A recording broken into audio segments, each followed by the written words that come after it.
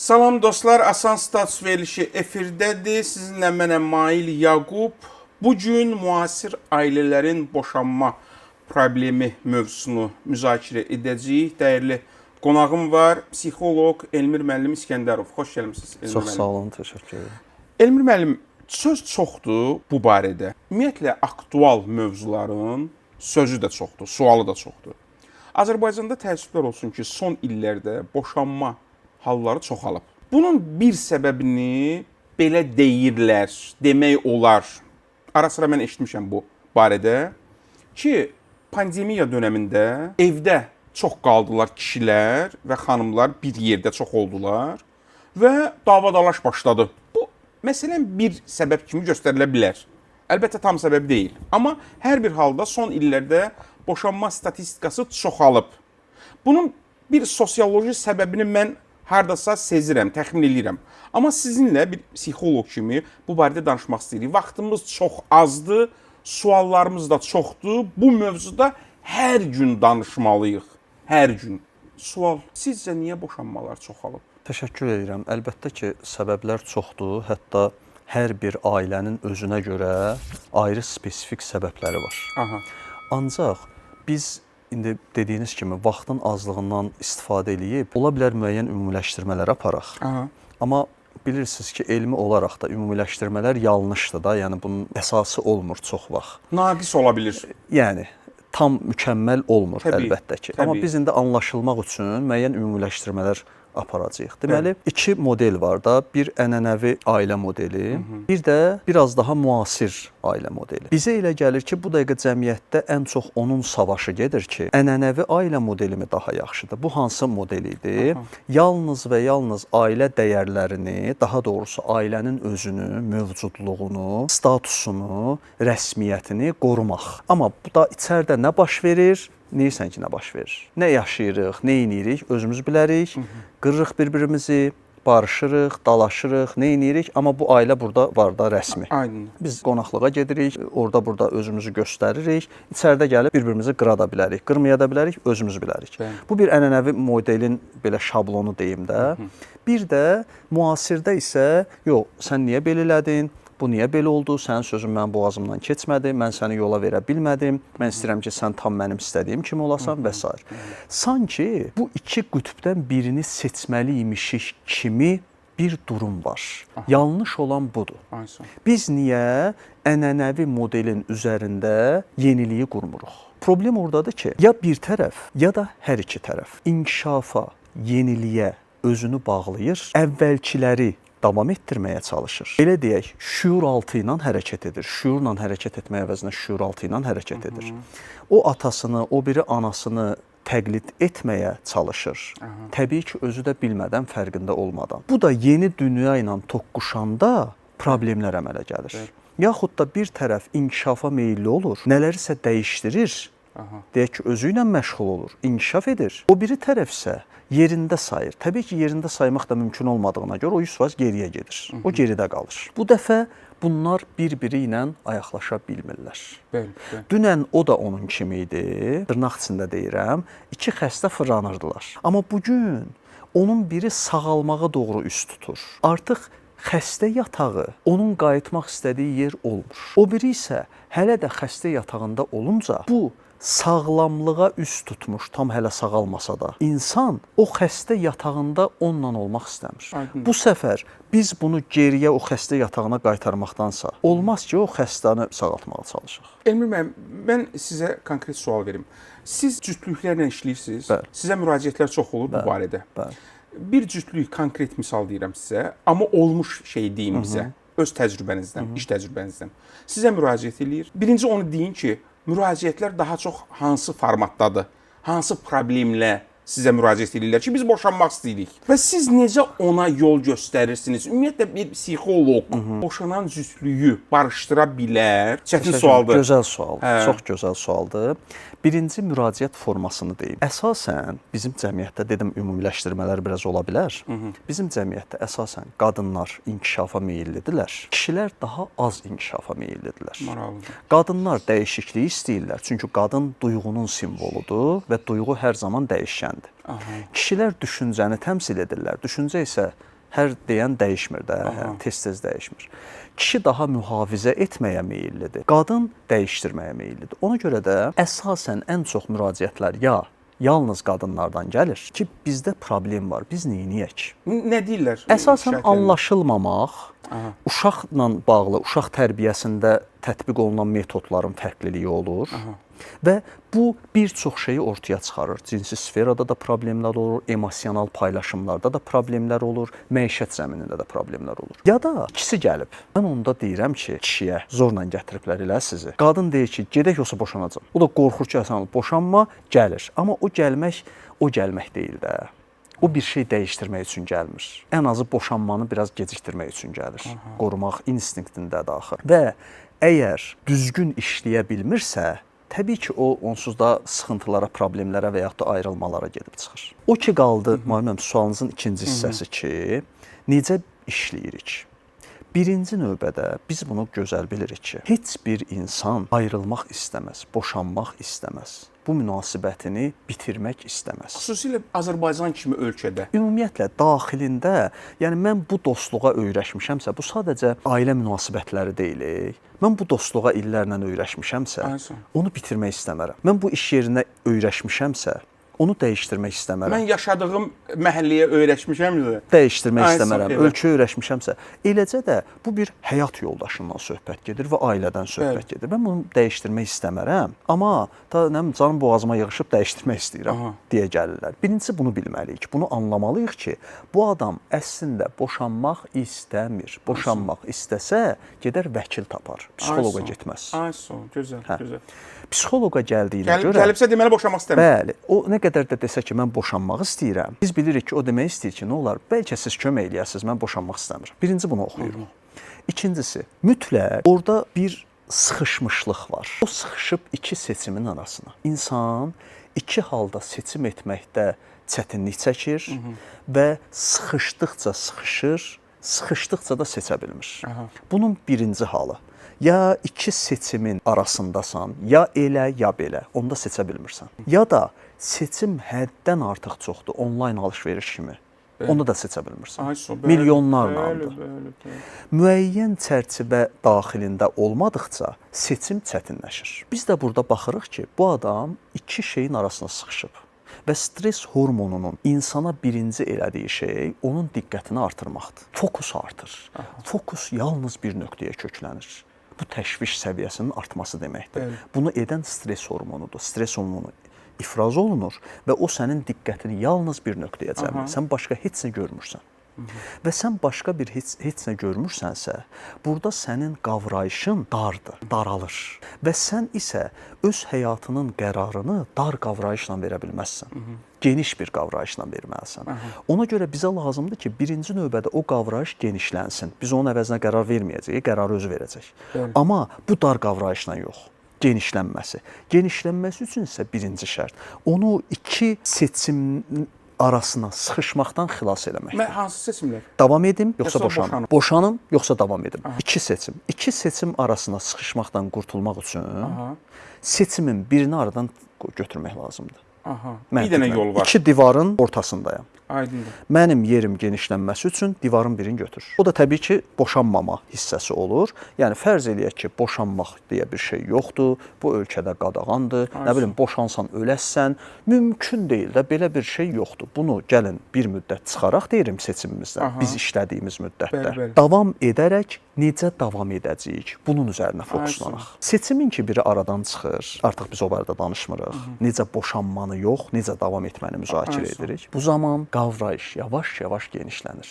O qədər fərqli seçimlər çıxır ki, ortaya. Bunu bu şəkildə eləmək olar, onu o şəkildə eləmək olar. Nə oldu, necə çıxdı bunlar ortaya? Mən demirəm, bunlar. Onun özü deyir. Yavaş-yavaş. Çünki qavrayış genişlənir. Ondan sonra ən axırda narahat olma deyirəm. O orada durur.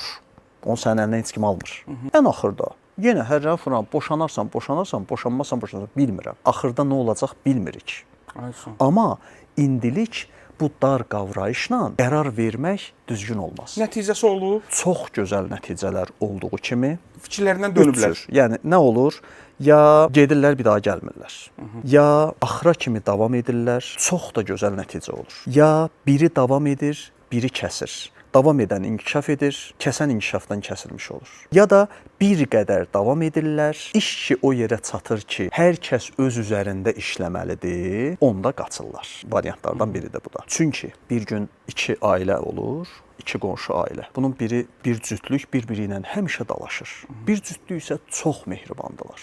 Bir gün bu dalaşan cütlük kişi yoldaşına deyir ki, get bir qapıdan qulaq as gör. Onlar neyniyirlər ki, belə mehribandılar, biz bütün günü bir-birimizi qırırıq. Qadın gedir, qapıdan qulaq asır, kişi oturub, kişi durub o biri tərəfə gedəndə birdən qolu dəyir, vaza olur stolun üstündə, o güldan düşür, sınır. Kişi tez baxır, güldan sındı, tez yoldaşı o tərəfdən gəlir, kişi deyir ki, çox üzr istəyirəm deyir. Bu sənin ən sevdiyin, xüsusilə qoruduğun bir güldan idi, mən onu sındırdım. Qadın deyir ki, yo, mən üzr istəyirəm. Mən onu düzgün yerə qoymamışdım, bağışla. Qadın qayıdır ki, tapdım. Nədir? Deyir, onlarda bir problem olanda hərə özündə problemi görür və üzr istəyir. Bizdə isə sən mənim üstümə atırsan, mən sənin üstünə atıram. Ən böyük problem də budur. Ümumiyyətlə, məsuliyyəti başqasının üstünə atdınsa, günahlandırdınsa, həll edəcəyin heç nə yoxdur. Tamamilə gözəl. Niyə edim ki? Günah səndədir də. Mən daha heç tükümü tərpətmərəm ki. Bütün günahlar səndədir. Bütün münasibətlərdə, təkcə ər-arvad münasibətlərində yox, dost münasibətində, həmkar münasibətində, adi dostluqlarda, bütün münasibətlərdə, İnsanın özünə olan münasibətində, özünə olan münasibətində hamısında belədir. Hətta orada da belə insan bəzən insanı günahlandırmır, şəraiti günahlandırır. Bəli. Gün çıxdı, qar yağdı, yağış yağdı. Şəraitdir, zəmanədir, dövlətdir. Bunlar həmsi əlin altındadır. Bəli. Mücərrəd anlayışlardır. Bəli. Sizin ki, bu mənə şərait yaratsaydılar, mən dünyada dağıdarım. Yəni bunlar və yaxud valideynlərim əgər mənə dəstək olsaydılar, mən dağı dağın üstünə qoyacaqdım. Ancaq Stephen Covey yazır da kitabında. İnsanlar iki cürdür. Proaktiv insanlar, reaktiv insanlar. Böyük insanlar proaktivdir. Heç kimdə günah görmür. Günahın hamısı özümdədir. Özümdədir günahın hamısı. Özümdədir günahın hamısı. O özgələr aldadınca özümü aldadım, Ramiz Röşən deyir. Özümü danlayım, yoldan ötən xanımlara baxım gözümü aldadım, qoy özgələr aldadınca özümü aldadım. Möhtəşəm. Buyurun müəllim, buyurun. Bir ümumiləşdirmə də deyim. Əlbəttə ki, yenə deyirəm, istisnalar hər zaman var və istisnaları da görürəm bu arada. Mən gördüyüm qədəri ilə, müşahidə etdiyim qədəri ilə Azərbaycanda ən azından 20-25 yaş və üstü kişilər emosional cəhətdən, psixoloji cəhətdən daha zəifdirlər. Nəinki qadınlar. Psixoloji cəhətdən güclü olmağın əlamətlərindən biri məsuliyyəti götürə bilməkdir. Nəinki başqalarının səni günahlandırmasını dinləmək, hətta özünü günahlandıra bilməndir. Bu çox möhtəşəm bir insan xüsusiyyətdir. Özünü danlamağı bacar. Bu əla bir şeydir. Amma bunun üçün emosional və psixoloji güc lazımdır. Bugün qadın mənim qarşımda, yenə deyirəm, istisnalar var əlbəttə ki, qadın mənim qarşımda oturur, mən nəyi səhv edirəm, mən nəyi dəyişdirim, buyurun deyir. Mən də deyirəm, qəbul edir və gedir, başlayır işləməyə. Amma kişi ilə elə danışa bilmirik. Yəni, başqa cür belə nələr düşünməliyik, söhbəti o tərəfdən gətirməliyik, bu tərəfdən gətirməliyik. Amandır, buna toz qondurmayaq. Amandır ona deməyək ki, sən filan bir məsələni düzgün eləsən, bu belə olmayacaq. Sən burada səhv edirsən. Onu deyən kimi qaçır çıxır gedir. O onu eşitmək istəmir. Çünki onu eşitmək üçün güc lazımdır. Psixoloji güc, emosional güc lazımdır. Bax, bu insanların özlərində inkişaf etdirməli olduqları şeylərdir. Sən mənim şəxsiyyətimi, xarakterimi, özümü günahlandırmırsan, ona bir söz demirsən. Sən deyirsən ki, bu hərəkət səhvdir. Sən deyirsən ki, sən bu kitabda filan şeyi səhv yazmısan. Burada nə var ki? Birincisi, bu sənin fikrin ola bilər. İkincisi ki, sən deyirsən ki, burada bu söz belə yazılmır, belə yazılır. Mənim buna dözümüm yoxdur. Azərbaycan qrammatik qaydasını səhv çıxardaram, özümü səhv çıxartmaram. Deyəcəm, yox, təzə çıxıb, gündə bir söz deyirlər. Bəs bu qaydadır da, bu belədir. Burada nə var ki, buna uyğunlaşmağa nə var ki? Yəni, biz xarici bir maşına oturub, onu Jiguli kimi idarə edə bilməliyik. Onun öz qaydaları var da. Çox tanın söhbətidir. Təxminən 15, 14, 15 yaşım vardı. Bir neçə nəfərin bir yerdə olduğu bir məclis idi. Orada bir ağsaqqal vardı, 75-76 yaşında bir ağsaqqal. Bizdə də həmişə ağsaqqallara bir hörmət var, bir dəyər var və bir təxminən 40 yaşında olan bir insan, bir bəy o ağsaqqala dedi ki, əmican, siz bizim ağsaqqalımızsınız, nurani bir ağsaqqalımızsınız. Dua edin ki, biz insan olaq. Allah dərgahında Allah da bunu istəyib. Ağsaqqal qayıtdı dedi ki, bala nə danışırsan? Bizdən yaxşı adam. Təbii ki, o başqa şey deyirdi də. Ağsaqqal onu bilmədi, tutmadı söhbəti. Yəni haqq o 40-45 yaşında olan adam deyildi. Bir çox problemlərimizin elə kökü burdadır, Elmir müəllim. Yəni biz özümüzdə günah görmürük. Söhbət nədən gedir? Biz burada niyə danışırıq? Ona görə danışırıq ki, Azərbaycanda boşanmaların sayı azalsın. Bizi dinləyən heç olmasa bir nəfər əl saxlasın. Mən Elmir müəllimin kitabını sizə təqdim edim. Diqqət evdə uşaq. Elmir müəllim uşaq psixologiyası barədə çox dəyərli kitab yazıb. Mütləq alıb oxumaq lazımdır. Bu gün bu mövzularda kitab yazan psixoloqlarımız, tədqiqatçılarımız böyük qəhrəmanlıq işi görürlər. Ən vacib mövzulardır. Diqqət evdə uşaq. Bir dənə də var orada var. Diqqət evdə uşaq var. Diqqət evdə uşaq var. Var olmasa da elə diqqət evdə uşaq. Yəni kifayətdir. Diqqət evdə uşaq var. Psixoloq Elmir İskəndərov. Elmir müəllim, çox maraqlı məqamlara toxundunuz. Əsas məqamı mən deyim, sonra bir əlavə sualım olacaq sizə. Deməli, ailələrdə boşanmaların əsas səbəblərindən biri budur. Hamı qarşındakını günahlandırır. Heç kim özündə günah görmür. Gəlin bu formulanı tətbiq edək evlərimizdə, hamımız, ailələrimizlə. Görək nəticə necə olacaq. Heç kim deməsin ki, günah səndədir. Yox, bir gün deyək, günah məndədir. Görək nə baş verəcək. Bunu efirlərdə demişəm tez-tez. Böyük ariflərdən biri yaşadığı məhəllədə eşidir ki, kimsə intihar eləmək istəyir, özünə qəsd eləmək istəyir. Gənc bir adamdır. Hamı gedir köməyə, bu da gedir. Alimdir, arifdir, böyük mənəviyyat adamıdır. Gedir, salam əleykum, salam. Bala, özünə qəsd eləyirsən, hə. Niyə həyatımdan bezmişəm? Lap yaxşı. Özün bilərsən, amma səndən bir xahişim var. 11 gün təxirə sal. Yaxşı. Amma ikinci bir xahişim də var. Onsuz da sən 11 gündən sonra həyatla vidalaşacaqsan. Bu 11 gündə sən heç kimdən konfliktə girmə. Sənin üçün nə fərq var? Onsuz da 11 gün qalıb da həyatından. Kim sənə nəsə dedisə, ona cavab qaytarma. Aqressiv cavab vermə ümumiyyətlə. Yox, baş üstə.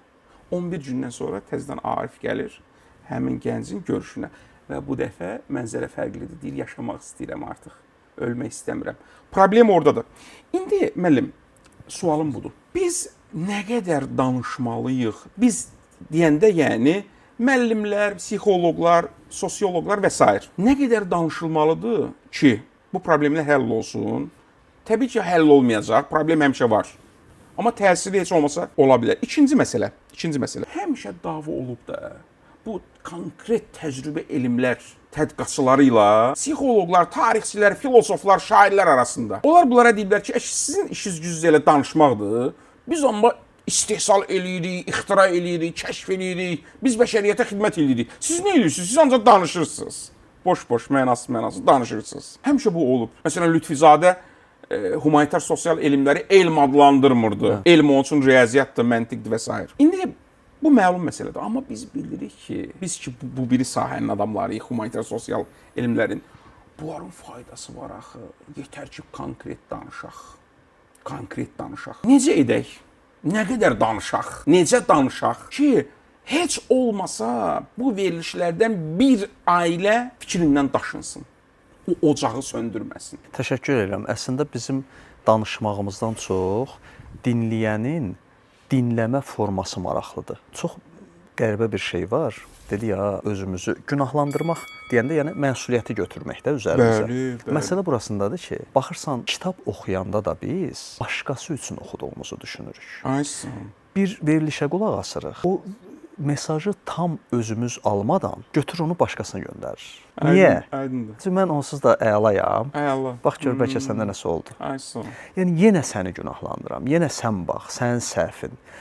Bu baxış bucağı ilə, bəli, qarşındakı nə qədər danışsın, sən onu özünə görə yox, özündən başqa bütün dünyaya görə dinləyirsənsə, səndə heç bir dəyişiklik olmayacaq. Hətta əksinə sənin problemlərin artacaq. Çünki bir qədər də haqq qazandırasan ki, bax düz deyir, filan kəs belə eləmişdi. O düz deyir, filan kəs belə eləmişdi. inkişaf etmək istəyirsə, özündən başqa heç kimi gözü görməməlidir. İnsan fayda vermək istəyirsə, özündən başqa hamını görməlidir. Gözəl, hə, bəli. Ona görə də bütün məsələ mən məsuliyyəti öz üzərimə götürüm. Mən burada necə davranım? Bax, sualın qoyuluşu bəlkə də fərqində olmadan sualı belə qoydunuz ki, necə danışaq? Bax, bunun özü bilirsiniz nə deməkdir? Mən nə edə bilərəm? Bəli. Bu deməkdir əslində. Bəli, bəli. Yoxsa başqası belə eləsin, o belə eləsin, yox. Mən necə danışım? Bəli. Necə danışım ki, məni dinlə? Baxın, bu məsuliyyəti götürmək deməkdir. Bəli. Və bu səfər, əgər onsuz da nə qədər danışıq, bizə qulaq asan yoxdur, dansa, o deməkdir ki, mən necə danışım? Başqa cür danışım. Burasını deməyim, burasını bu şəkildə deyim. Bəli, kimi. Gözəl. Və önəmli olan, yenə deyirəm, dinləyicinin də dinləyici faktoru çox-çox önəmlidir. Mən əminəm ki, bu cür verilişlərə, ayrı-ayrı fərqli bizim danışıqlarımıza, dəyərli ziyalıların, o öz sahəsinin adamlarının danışıqlarına hər iki formada qulaq asan insanlar var. Və kim necə qulaq asırsa, o oradan onu götürür. Bizim işimiz, borcumuz bildiklərimizi, tədqiq etdiklərimizi, gəldiyimiz qənaətləri, oxuduqlarımızı, öyrəndiklərimizi uyğun bir formada və uyğun platformalarda mümkün qədər çox çatdırmaqdır. Bu gün informasiya əsrində yaşayırıq deyə. İnsanın diqqət mərkəzi çox azalıb, mərkəzləşmə müddəti çox azalıb. Çox. Biz bunu o qədər təkrar etməliyik ki, o onda otura bilsin. Fokus yaradaq onda. Konsentrasiya yarat. Bəli, duyğu da dəyişir. Yəni o məsələn götürür bir reels videosunu, qısa videonu. Yəni o anda orada bir problem olub. Birini maşın vurdu. Birinin maşını vurulmaq kadrı mən əminəm ki, 1985-ci ildə birinə göstərsəydin, o günlərlə özünə gəlməzdi. Bəli. Müasir insan isə onu orada maşın vurdu, o çevirdi o birisi videoya. Orada bir dənə komediya çıxdı qabağına. Başladı ona gülməyə. Sonra bir dənə fırlatdı, kimsə kiməsə mənfi bir, nə bilim, emosiyaya münasibət göstərdi. Təzədən bir dənə fırlatdı. İndi bu insan deyirəm, hansı duyğunu yaşadı? Nə oldu ki? Belə insan olar.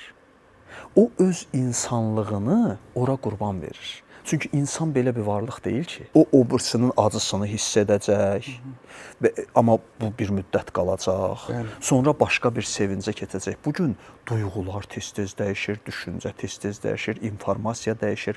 Ən böyük günahlandırma üsullarından biri. Əşi, o mütəxəssis belə deyir, bu isə belə deyir. Bəs mütəxəssis necə olur ki? Bütün mütəxəssislər eyni söz deməlidir ki, elə mütəxəssis olur. Deməli, bunlar boş-boş danışırlar. Dünya bir həkim bəs eləyər də. Bir sosioloq bəsdir dünyada. Bəli. Bir psixoloq bəsdir. Bəli. Düzdürmü? Yəni bir nəfər, bir müəllim bəsdir. Çünki başqası eyni şey deyəcəkdir, onsuz da neynir ki? Amma mütəxəssisin elə mütəxəssis olması ondadır ki, orada fərqli fikirlər ortaya çıxacaq, fərqli yanaşacaqlar və ortaya yavaş-yavaş həqiqət çıxacaq. Böyüklərdən biri danışırdı, ağsaqqallardan deyir ki, dostumla getmişdik Rusiyanın kurort istirahət mərkəzlərinin birinə. Gəldik səhər yeməyi yeməyə. Gördük ki, masada bir nəfər oturub, Rus vətəndaş. Ondan xahiş elədim ki, deyir mən, olar bir dənə yerinizi dəyişəsiz, biz burada oturaq. Deyir ki, vaxtım yoxdur mənim. İnsan, təsəvvür edirsiniz, başqasına bu qədər kömək etməyə də hazır deyil, istəmir. Yalnız özünü düşünür də həyatda bu adam. Yalnız, təsəvvür edirsiniz. Bir adam gedib canını vətən üçün, insanlar üçün qurban verir, fədakarlıq edir. Birisi isə, o da insandır da, nə fərqi var? Milliyyətindən, ölkəsindən asılı olmayaraq insandır. Durub yerini bir dənə dəyişməkdir, mənim vaxtım yoxdur. Ancaq insan özünü düşünür. İndi bu əhval-ruhiyyə ilə müasir insan köklənib. Məndən boşanmaların səbəbini soruşanda mən deyirəm ki, həyata baxış tərzi dəyişib. Fədakarlıq ruhiyyəsi yoxdur. Ancaq özümü düşünürəm. Müəllim, burada özümü deyəndə bəlkə bir gün bu barədə daha geniş danışmaq olar. Təəssüf ki, müasir dünyada psixologiyanın elə özündə özü anlayışının problemi var. Belə ki, burada söhbət insanın həqiqətən əsl mahiyyətindən və əsl özündən getmir. Söhbət burada nəfs və ego mexanizmindən gedir. İnsan ona özüm dedikcə o adamdan danışmaq mümkün olmur. Şübhəsiz. Məsələn, Mövlana Rumidə var da, deyir ki, qardaşım, sənin bütün varlığın o düşüncəndir. Orada öz, o siz dediyiniz müsbət mənadadır öz. Düşüncən. Nə düşünsən o olar. Bəli, düşüncəndir. Sən öz deyəndə, bəli, mən özümü düşünürəm, özümü düşünmürəm, siz demiş. Öz nəfsimi düşünürəm, hansı ki o özüm deyil. Öz deyil o. Hətta sənin əsl özün başqadır. Hətta mənə zərər verən bir şeydir, bir mexanizmdir. Sanki buna bənzəyir Və mən ki, onu düşünürəm. maşını sürətlə sürürəm, deyirəm ki, bu mənim özümə aid olan ləzzət verir mənə. Və yaxud da mən maşınam deyirəm. Bəli. Mən maşını sürəcəyimə, maşını sürətlə sürdüyüm zaman maşın məni sürmüş olur. İdarə maşına keçir. Ay son. Və yaxud oğurluq eləyirəm. Orada da özümü tətmin etmiş oluram da. Özüm, o özü sən bulaşdırma. O müqəddəs öz deyil o, başqa öz. Və yaxud da Mövlana dediniz, Yunus Əmrə nə deyir? Deyir ki, bir mən vardır məndə, məndən içəri. Dediyi o iki mən işlədir orada. Bax, bir mən vardır məndə, məndən içəri. Bax, o məndən nəfsdir. Mən həqiqi məndir. Tamamilə doğru. Elmir müəllim, təəssüflər olsun ki, vaxtımız bitdi. Nə çoxmuş dünyanın yükü, Ramiz Rövşən deyir. Sevgisi yük, nifrəti yük, görüşəndə söhbəti yük, ayrılanda həsrəti yük. Tez bitdi. Heç elə başlayırsan, bir də onu görürsən ki, veriliş bitdi. Çox təşəkkür Ümid edirəm. edək ki, bu söhbətlər hər gün dövlət televiziyasında olsun, debat formasında, hər gün mədəniyyət kanalında bu söhbətlər olsun. Heç olmasa 1 saat. Hər gün axşam, həftədə bir dəfə yox, hər gün. Amma indi heç ayda bir dəfə də görmürük belə söhbətləri, təəssüf. Və bu söhbətlər bizə vacibdir. Bilməliyik ki, psixoloq söhbəti, filosof söhbəti, ziyalı söhbəti cəmiyyət üçün vacibdir. Onları qürbətə aparmaq olmaz. Təşəkkür edirəm. Çox sağ olun, minnətdaram.